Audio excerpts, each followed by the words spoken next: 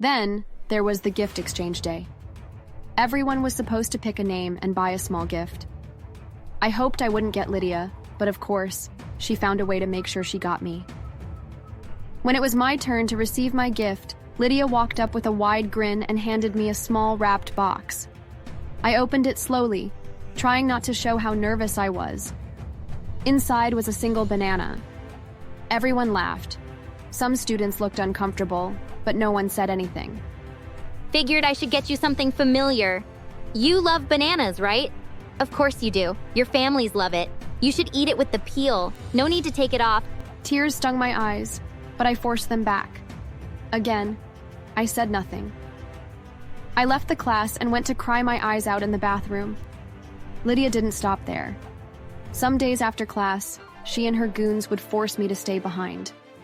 If I tried to escape, she would block the door and keep me there until she had insulted me to her satisfaction. Jump around like a monkey. She'd say things like that, laughing like it was too funny.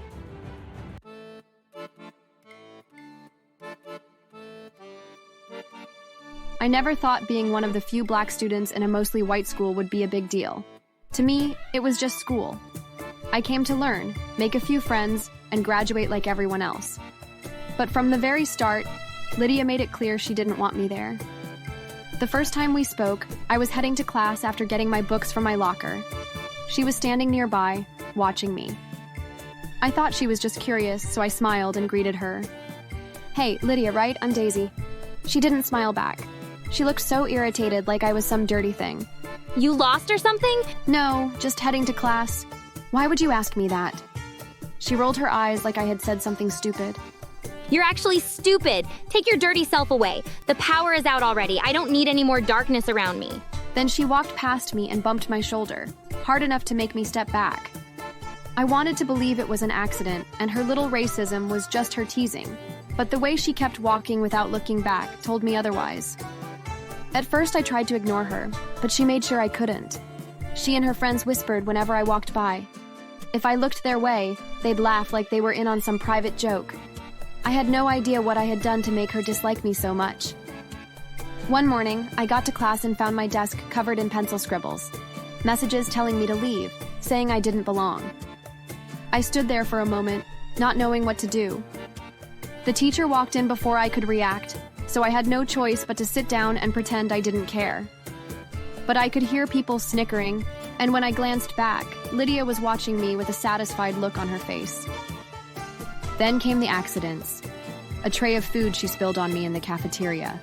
My gym clothes going missing from my locker. A shove in the hallway, always followed by a fake apology. One day, after she and her friends whispered behind me for the 100th time, I finally turned around. "What is your problem?" Lydia gave me an innocent look. Problem? I don't have a problem. Blacks are the ones with unending problems. We whites barely have any. Besides, I really don't like you. I was hurt. Why was she being racist, unprovoked? Why would she hate me when I'd done nothing to her? I summoned courage and asked her why she hated me, and if I did anything to offend her. But she told me I didn't. Face your studies, darkness. I'm done talking to you. The bullying never stopped. If anything, Lydia became more creative with it. When we went on a school excursion to the zoo, I was hoping to have at least one day of peace. But Lydia had other plans. As soon as we reached the primate section, she grabbed my wrist and pulled me toward the monkey enclosure. Look, Daisy, there's your family. Long-distance cousins, right? Her friends burst into laughter. I stood frozen, my face burning with embarrassment, while she smirked at me like she was waiting for a reaction. I said nothing, despite how angry I was. Instead, walked away. I didn't want to give her the satisfaction of knowing how much it hurt. Then, there was the gift exchange day.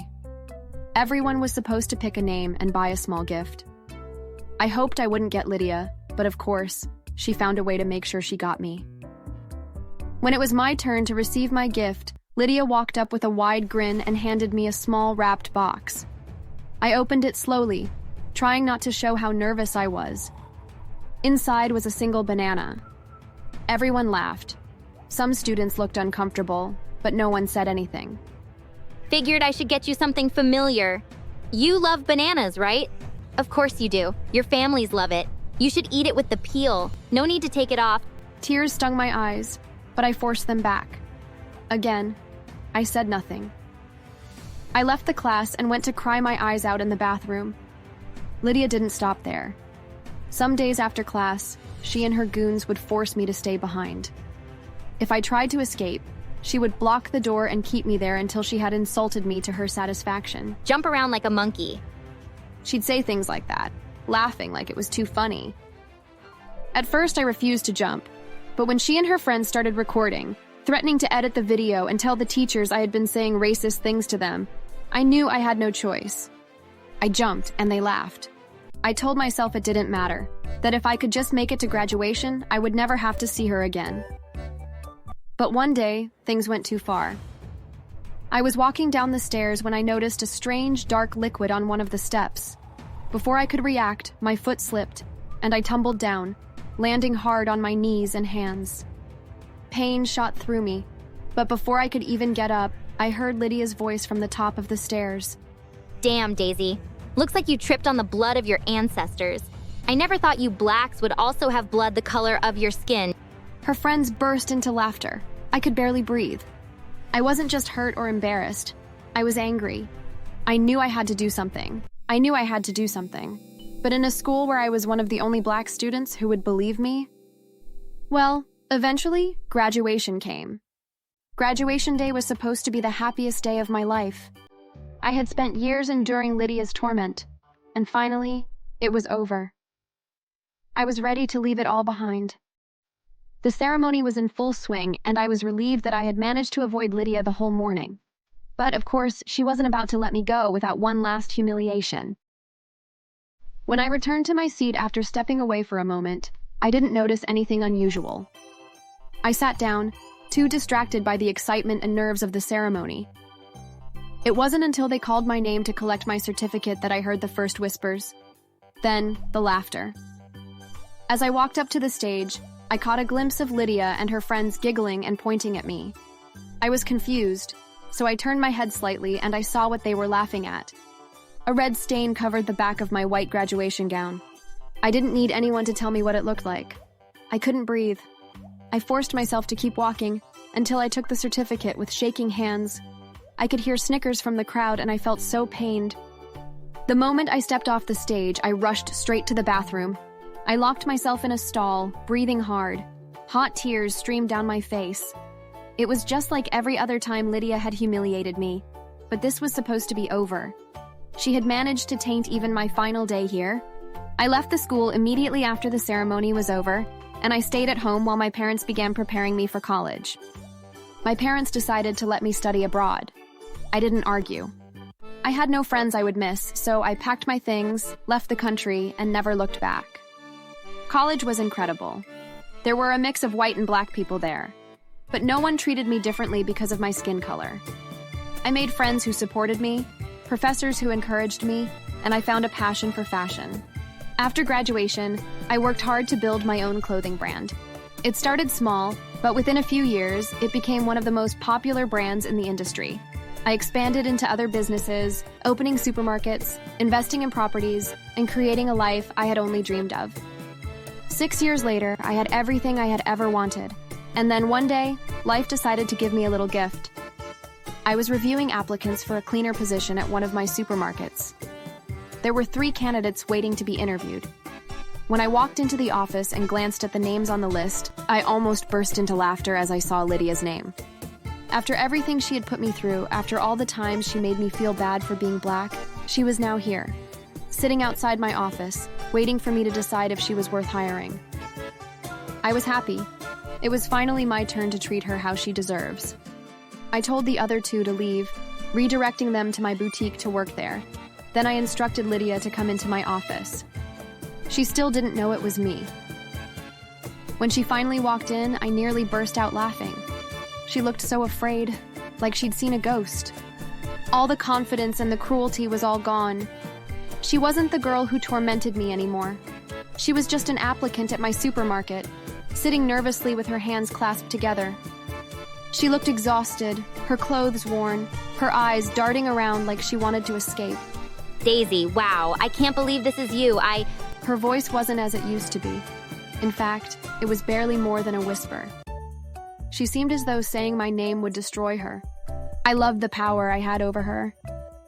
Yes, Lydia, it's been a while. I can't believe you're applying for the position of a cleaner at my supermarket. Funny how life works, isn't it? How the great has fallen. I just need a job. Things haven't really gone well for me recently. My parents died in a car crash, and before that, they had borrowed money and invested in a business. When they passed, the bank seized all of their assets. I'm so sorry for everything that happened between us in the past. I'm a changed person now, and I swear it will never happen again. It will never repeat itself because you're at my mercy now. Anyway, I'm a fair boss. I don't let personal history cloud my judgment. If you're willing to work hard, I can give you the job. She looked so happy and relieved, thinking I was being kind. She thought I'd forgiven her. She had no idea what was coming. The next 6 months were hell for Lydia. She scrubbed floors until her hands were raw, cleaned bathrooms that were always mysteriously filthy, and ran errands that had nothing to do with her job. If anyone needed something like coffee, lunch, papers, Lydia was sent. She worked late, sometimes until midnight, only to be back by 6 in the morning. She had no allies, no friends. I let the employees know that she was a racist and a bully, so they treated her however they pleased. One night, after closing, I found her crouched on the floor, scrubbing an invisible stain I'd instructed her to take off. Her uniform was damp with sweat, her hands trembling. This reminds me of high school. You used to make me stay after class, remember? Making me jump around like a monkey? I heard her sniff and I knew she was crying. That made me feel happy. Are you crying? That's beautiful. You should cry more considering the countless times you made me cry. Should I lock you in the toilet and make you fill up a bowl with your tears? Daisy, please. I'm sorry. I begged you to. Did you have mercy on me back then? Did you care how I felt when you humiliated me? Keep cleaning. Lydia continued to endure all of it. However, the final straw came when I made her clean the front windows in the middle of winter, wearing nothing but her uniform. Her fingers were red and stiff from the cold, her body shivering violently. She couldn't take it anymore. She dropped the cloth, turned to me, and with tears streaming down her face, she apologized for the umpteenth time. I'm sorry for everything. I was a horrible person. I don't deserve forgiveness, but please, Daisy, please let it go already. You've punished me so much already. You're right. You don't deserve forgiveness. But I won't let it go. I'm letting you go instead. I reached into my pocket, pulled out a termination letter, and dropped it at her feet. You're fired. Lydia dropped to her knees, crying and begging. But I didn't care. I had her take her things and leave my supermarket. I felt good afterward because I had already gotten my revenge. But that wasn't all. A few days later, I sent the police to her apartment to arrest her. I lied, claiming that some items had gone missing. She was humiliated as her house was searched, and she was locked up for 2 weeks before I finally told the police to release her, saying I had dropped the charges. When she got out, I visited her and asked, "How's life so far?" She was furious and tried to attack me, but I reminded her that if she dared, she would be locked up for a very long time. I smirked and walked away. Thanks for watching.